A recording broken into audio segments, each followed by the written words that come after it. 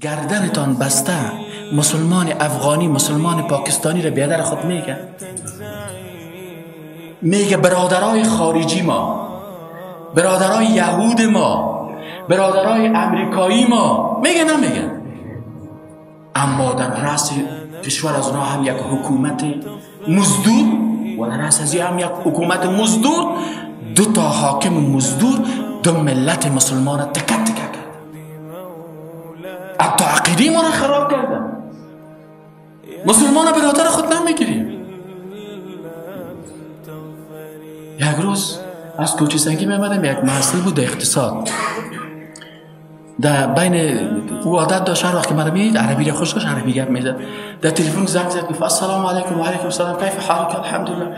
کیف شد؟ باز که گپ زدیم یک دوستی کلمه عربی، باز من دیگه موتر در پگی سوار هستم از این کوچه سنگی می طرف پامتون شامکیز دیگه. باز از نماز شام حرکت کردیم می‌ریم. یک دفعه گفتم، دو دفعه خواستم، دفعه که شدی دو دفعه تلفنش قطع، دیگه دفعه گفتم بیاد تلفنت قطع میشه، ما هم در موتر هستم، باش گپ تا فارسی بگو که من چیز کنم. یک نفر چی میگه، اوه خوب شد که فارسی گفتی، اگر ما 4 نفر حال خود از موتر منداختیم. اوسویا ایزا وقت شکسته از چی؟ از عربی. میگه ما گفتیم البته عرب هستیم، والسا موتر میره طرف آسمان. ما گفتم نه ما گفتم گمش کن. آیا یک مسلمان برادر یک عرب دیگر مسلمان میگه؟ برادر خود میگه؟ ها؟ چی نموسه برادر خود میگه؟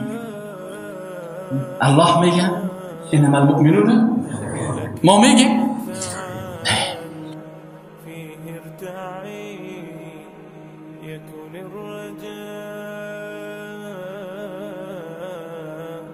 يكون الرجاء لك